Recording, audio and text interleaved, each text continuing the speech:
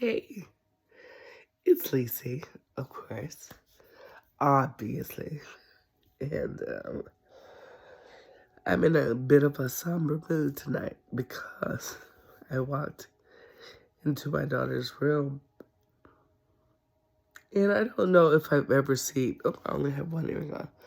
I don't know if I've ever seen anything more junky and torn up in my life. There's stains on the wall, there are stains that will never be able to get out of white carpet. And almost every single toilet shelves is everywhere. Um, but wait, there's more. She trashed my bathroom. We just finished cleaning.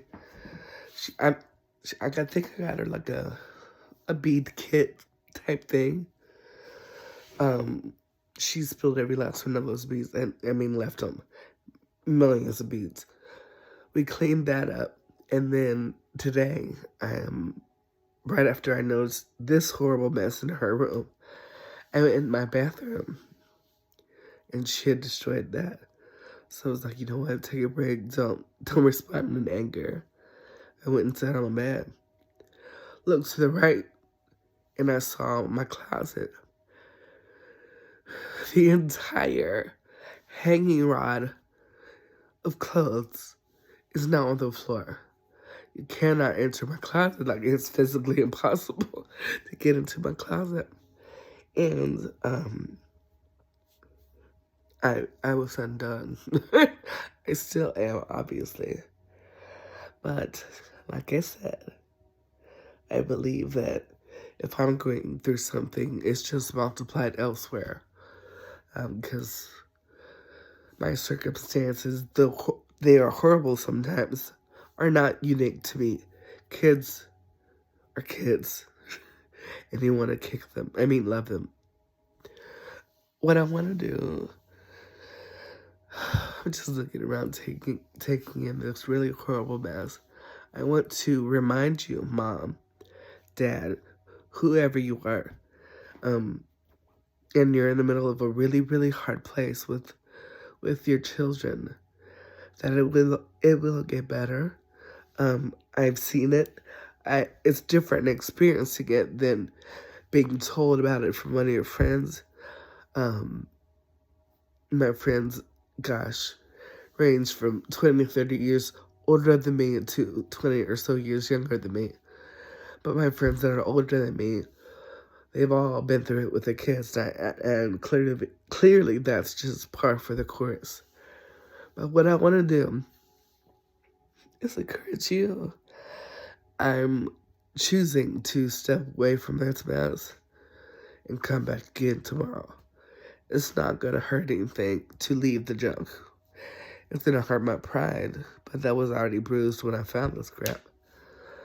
So I'm going to come back tomorrow and probably do some lightening of the load, if you will.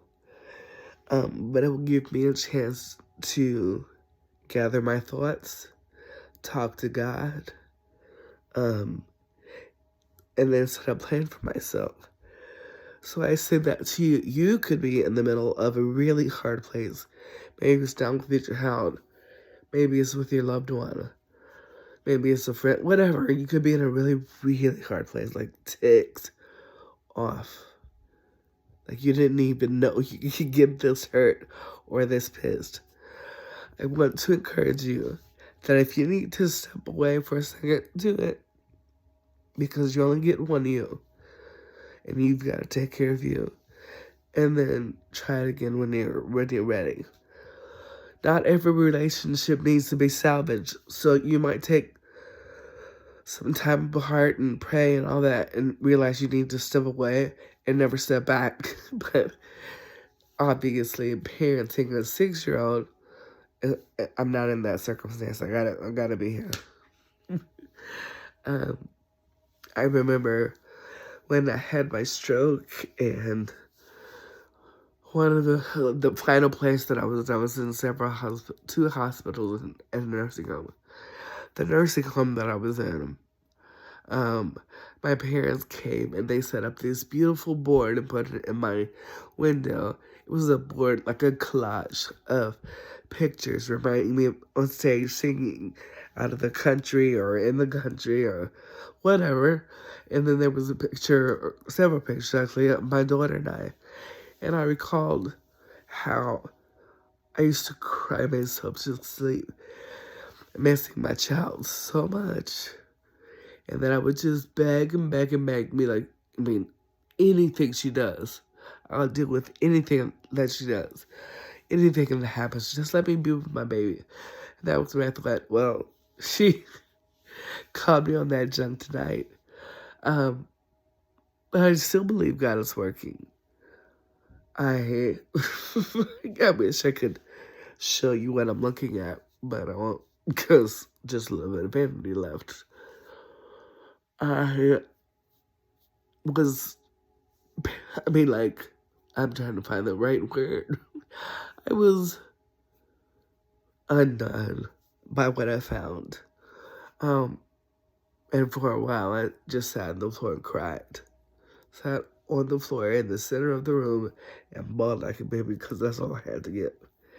The funny thing is, my daughter came to me with some tissue. She was like, "Here, mommy, don't be sad." Little girl, if you don't get away from me, I might choke you with this tissue. I didn't say that, but it was in my heart. But what I do want to do is remind you that it's okay to cry. It's okay to be pissed. It's okay to step away. It's okay to leave things a disaster for a second until you can properly address it. I just am not in the headspace to deal with this tonight, but it's still gonna be here tomorrow, so I gotta deal with it, and I will.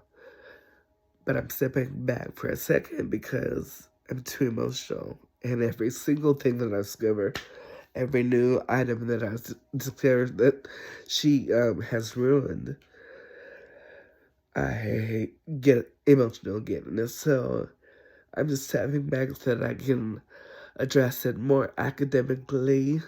I think that's how I wanted to say that later. And I'll be a better use to myself and to my child. But boy, oh boy, it's hard sometimes. And that's life. I mean, it's going to be hard sometimes. But if you need to step away, do it. And if you need to laugh, do it. If you need to cry, do it. If you need to do all three at the same darn time, do it. I'm dealing with an ear infection and a burst eardrum. I don't feel physically good because I'm dealing with this. I feel much better at more than men. But it's going to be okay for me to step away and address this later. You know, plan. So I don't really have much to say other than that. Just give yourself permission to feel, because you will. And give yourself permission to step away so that when you do address the situation, you do it with a clear head and a clear heart. And then just go on. Just do it, like Nike said. Anyway, I love you all. Bye.